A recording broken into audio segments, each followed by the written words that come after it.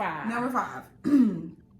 Black women are not required to be a ride or die if it costs them their mental and emotional well-being. First of all, let's say this. These commandments can easily go for men as well. Right. Coming from a man perspective. Right. But we women, so we're going to talk about it from our perspective. And then, you know, we understand. We here. All right. I don't, first of all, if anything is conducive to my well-being, emotionally, physically, mentally, all of that, I don't need it. I don't need it. There's been so many times where we have literally put ourselves through all of this stress and it'll do no good. What I get from this is because I can't see myself just being somebody ride or die and it costs them their emotional, like ride or die. No.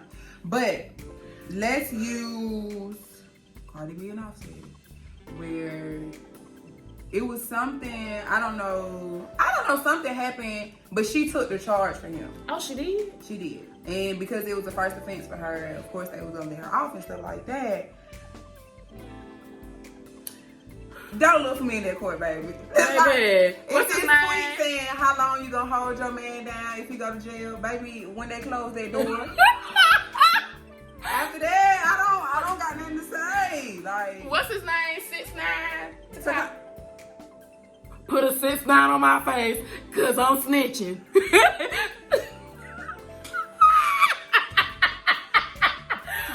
What's number 6? Number 6. It's a long one. Ooh. Black women are not required to fix able-bodied men plates of food, iron, wash their clothes, prepare them breakfast, lunch, dinner, be the only one taking care of the kids or parents that need care, and no, they are not required to have sex with you because you bought them something, took them to dinner, or if you are around here abusing them verbally, emotionally, or otherwise. So we can unpack this into a lot of stuff. A lot. Yes, I'm not required to fix your food, iron your clothes, all of this stuff. But if I'm doing it, it's because I choose to. I don't think that that's like a bow down to him type of thing. It's just an act of service, or an act of kindness. I don't mind doing that. I mean, especially you gonna kill the motherfucking bugs that I'm afraid of. So. Not a journal, it's my journal. Oh. She's so rude. As far as the kids, we made them. We gonna take care of them. Help. But most of the time, go ahead. Go ahead. No. I was gonna say, most of the time, we be doing all this stuff and be getting mad, but we didn't ask for help. But sometimes we also feel that we shouldn't have to ask for help. But that's a communication barrier, sweetie. Communicate. I think she's looking at it as like this man thinks just because he worked that he can just come home and expect food and laundry and the kids to be okay and me to just, be doing everything because you just done went to work all day. Right. Well, okay, I went to work too. So why I gotta come home with these extra responsibilities? They go back to the superwoman complex that we have to take on because, some men do require that because we have to think about it. Like, I know my granddaddy's like that. Like, he gonna come home with food. If food not ready, he asking my grandma, where's this food? Like, then come talking to me. But anyway. I'm not my granddaddy or my grandmama. But, that stuff like that is passed down. So if he had a grandson, that's what they saw every day. That's what they would expect.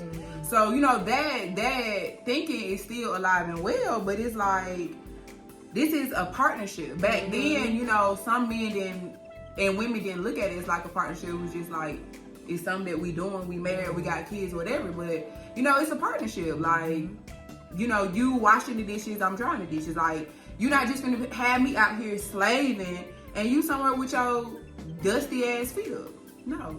Put them dusty ass feet out and bring them shit in the kitchen and wash your damn hands and help me. I prepare your plate. Yeah. Now the emotional, verbal, mental abuse, I'm not standing for that. I have been through that and I did not know that I was going through that until I got older and I was just able to evaluate it, but that's a different story for a different day. But I'm laughing at the recent story. I went through hell in one relationship and I was only in it for 3.5 seconds. But I'm not taking that anymore. Like, transparent moment. Mm-hmm. My folks can be verbally abusive, and I've taken that on, and I've noticed that I can be verbally abusive to other people. That's that generational trauma where it didn't start, with me, but it took me a lot to just sit down and realize how people spoke with my fathers, how my sister spoke with my father, how he was in a relationship, or how he acted. And I saw my granddad, how he acted towards my grandma. And I thought about like how their parents acted because I've heard stories.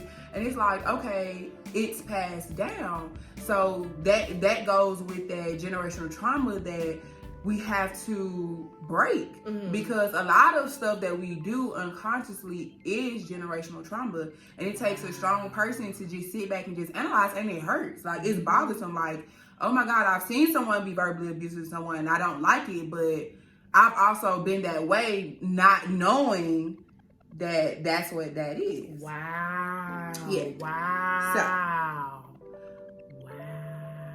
Girl. Okay, number 7. Ooh. Because you're going to wire us to death. Black women are not required to overlook your infidelity because of whatever whack-ass reason you come up with. Dead that shit and dead it now. Now. I cheated because I ain't. No excuses. No. My infidelity issues came when I was younger and I was stupid. So let me just go ahead and throw that out there. So I didn't really... I've never cheated.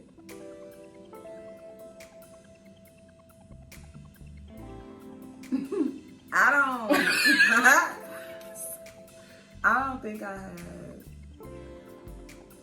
had. I have like started something with someone else at the end of emotionally cheating. Right. Ooh. But okay, no. Let me say this. Maybe I have cheated because if I knew like this person was cheating on me, it's like, well, fuck it. I don't know what we got going on, so I'm gonna fuck with this other dude. Like I've always had like 2 dudes in rotation until I got like a serious relationship. I know, right? But like I was never in a relationship with them. It was always situationships. Let's just go on to number 8. Okay. Black women are not required to be your beard because you are incapable of owning up to your sexuality. You do not get to compromise black women's reproductive health and safety because you are either A, don't know what the fuck you want, or B, are too afraid to accept who you are and call a spade a spade. Oh, she's talking about down on me. Here's the thing.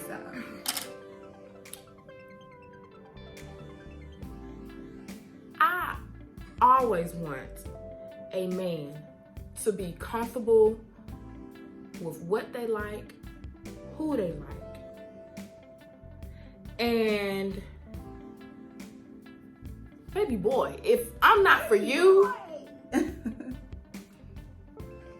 I can point you into the direction that you're trying to go, let me go ahead and help you. But do not put me at risk. Do not. Don't be laying up with me and you thinking about Marcus.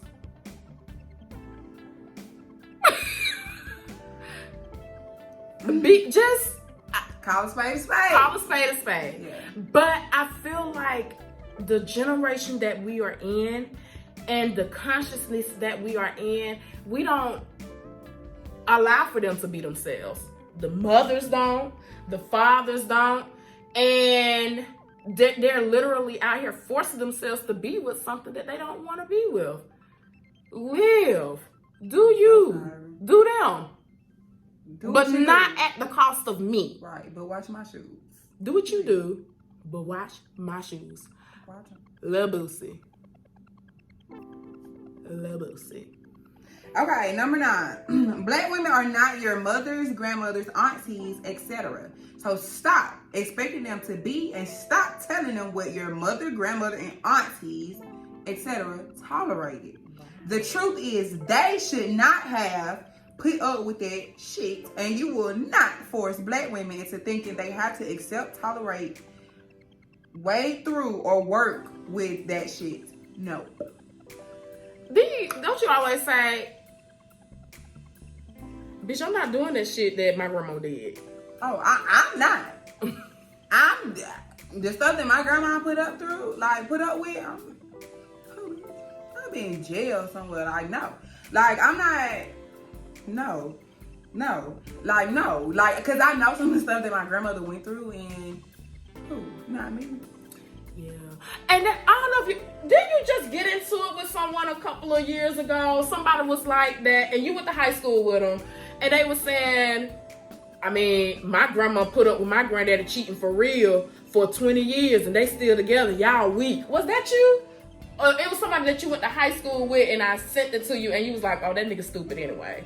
I don't know, but that shit stupid. But they did cheat back then, so, but...